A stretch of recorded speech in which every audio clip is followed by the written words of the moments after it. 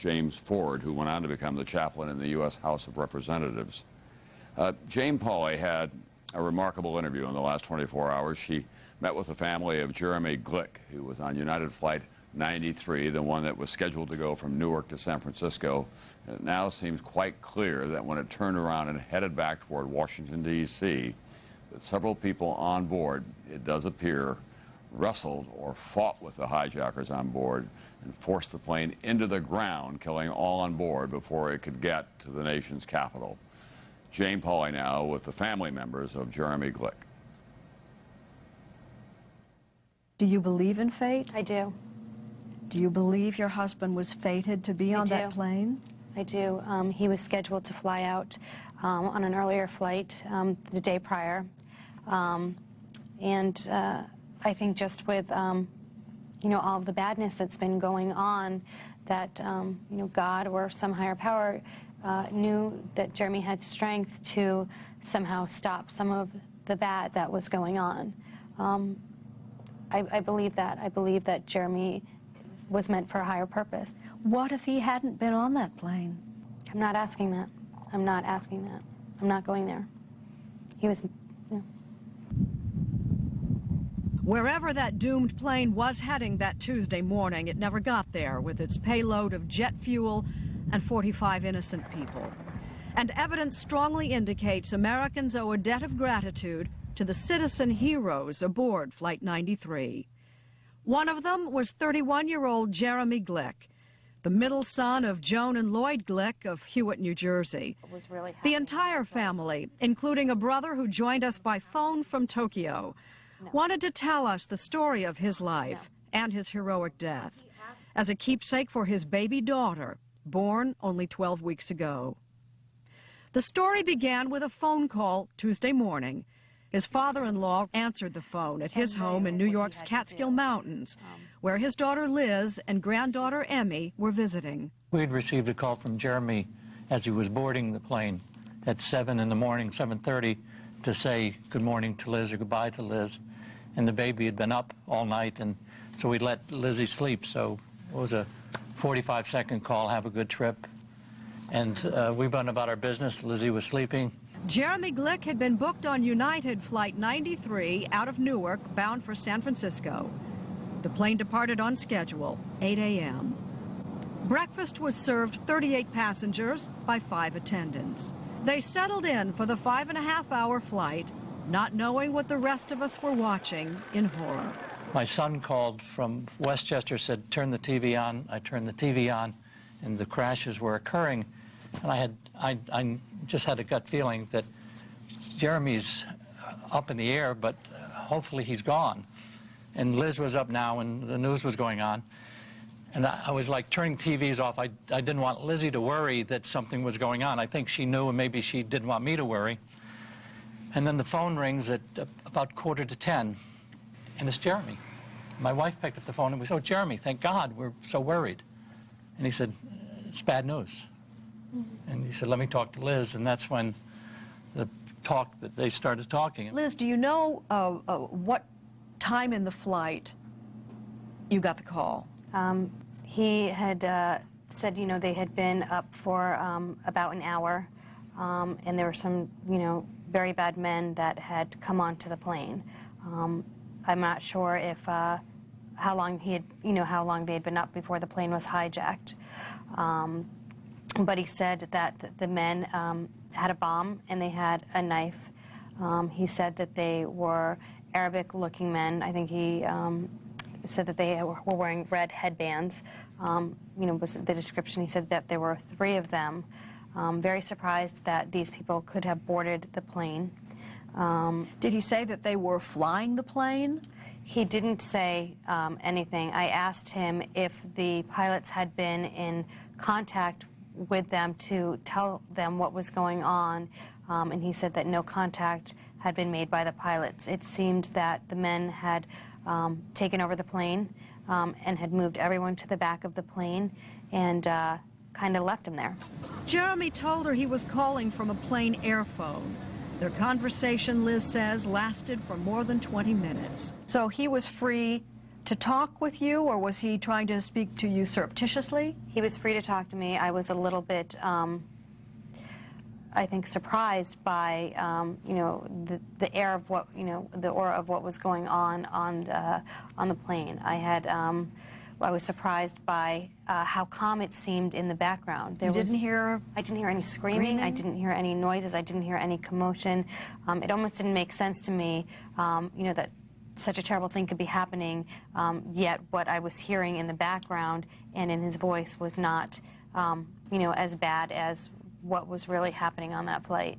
There was no hysteria on the ground either. Liz's mom had the wit to call 911 from another line.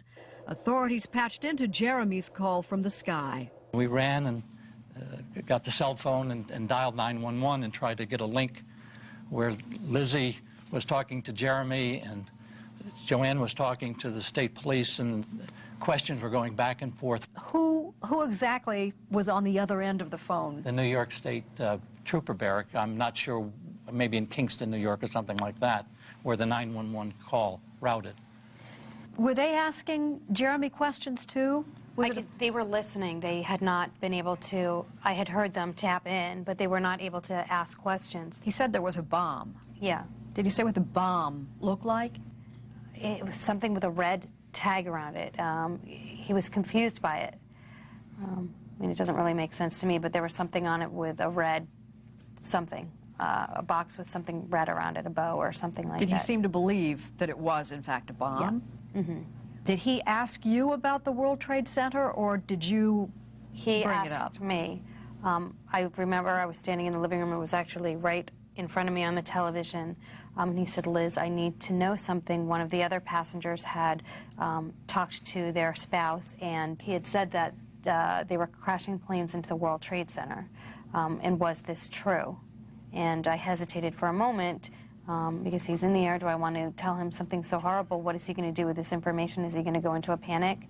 I just, you know, hesitated for a minute, and I said, you need to be strong, but yes, they are doing that. And he was confused. He didn't know if they were going to blow up the plane or if the plane had another mission. He didn't tell you that one of the passengers had been stabbed? No. And had already died? No. Was there any talk, any exchange about speculating? You know, what could they be doing? Where could they be taking us? We were able to ask Jeremy some questions, and it was guided by that 911 call. You know, but he was able to describe where he was. You know, they were still flying high at the time that this happened. He was able to see rural landscape, and the plane had turned. It wasn't going to California. He knew it had turned. Yeah. He felt the plane was circling and, you know, circling, and it wasn't going to California. He was right. Dateline obtained radar data showing the path of United Flight 93. A little more than an hour into the flight, it makes a sharp turn off course near Cleveland, Ohio. Radio communication is switched off. Dateline has also been able to confirm that a new flight plan was filed from on board, perhaps by a fourth hijacker, identified today as a pilot. Destination, Reagan International Airport. The plane was now on a direct course for Washington, D.C. He knew something very bad was going to happen. He needed to know what was going to happen. Were they just going to blow the plane up, or was it going to crash into something else, because that made all the difference. As Liz and Jeremy debriefed each other, he was beginning to see the diabolical plan. But he was not a hostage. He was strapped to a guided missile. These high school sweethearts, 1988 prom king and queen, married 5 years last month, brand new parents, seem to be saying farewell. We said "I love you" 1,000 times, over and over and over again, and it just brought so much peace to us. And I mean, it wasn't even the word. I felt, you know, the feeling from it. And you know, he told me to, you know, he said, "I love Emmy, who's our daughter, and to take care of her." And then he said, "You know, whatever decisions you make in your life, I need you to be happy, and I will respect any decisions that you make." And that's what he said. I think that gives me the most comfort. He sounded strong. He didn't sound panicked. You know, very clear-headed. I told him to just, you know, put a picture of me and Emmy in his head to be strong. So you were strong for him as he was strong for you? I mean, neither of us panicked. He knew that he was not going to make it out of there. I had hope. I had hope. I was focused on making him know that I was okay. How did you do that? I don't know. I have no idea how I'm so strong right now. I mean, you can ask my dad. I'm a very emotional person. There was a moment where, when they said they had the bombs, and she panicked. I mean, she went, "Oh my God, Jeremy's and they've got the bomb," and then I could hear her say, "Okay, okay, okay, I'll be strong." But there was just that moment, and then she had it, and it was like a normal conversation in a terrible situation. Normal conversation? I mean, it was, Jeremy, do they have automatic weapons? She was asking questions like I'm asking questions? Right. Right. And he was asking questions. She would say, Jeremy, they're not sure what they want to do. They've been talking whether they should rush the people or should they just wait. It was, here's a situation, and we've got choice A, choice B. What did you think? What did I think? I thought there was a chance. While this was going on, I think we turned the sound on in the TV. They switched to the Pentagon. Another crash has taken place while we're on the phone. And I'm saying, well, at least he's not in that one. I mean, there's, you know. I was doing the same exact thing. So there was hope that he could overcome it. There was a plan being hatched in the back of that 757, now a little more than a half hour from the nation's capital.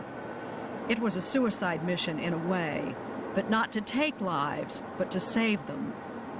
Flying over sparsely populated Pennsylvania coal country, another passenger, Thomas Burnett, told his wife by cell phone that 3 of them were talking about rushing the hijackers. Jeremy told Liz they were going to take a vote. He was asking me, I need some advice, what to do.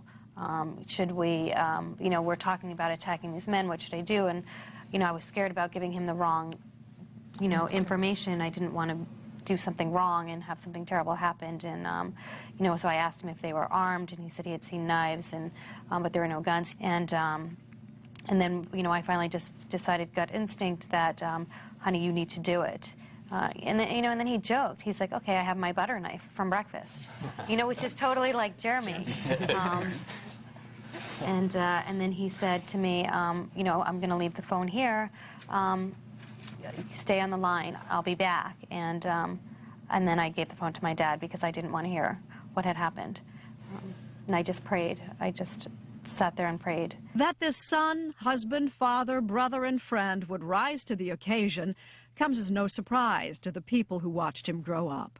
When Jeremy was little, he was so obsessed with superheroes that he would call me Wonder Woman. And playing fireman as a kid, it's eerie almost how well he fit the part he would grow up to play. Jeremy won the Citizens Cup at 11 years old. And he was the biggest, you know. It was like a giant teddy bear.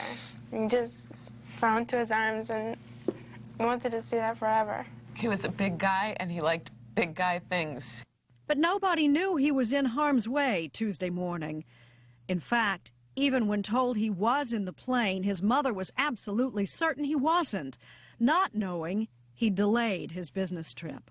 So I drove home, and we passed by a church, and I said, I have to stop.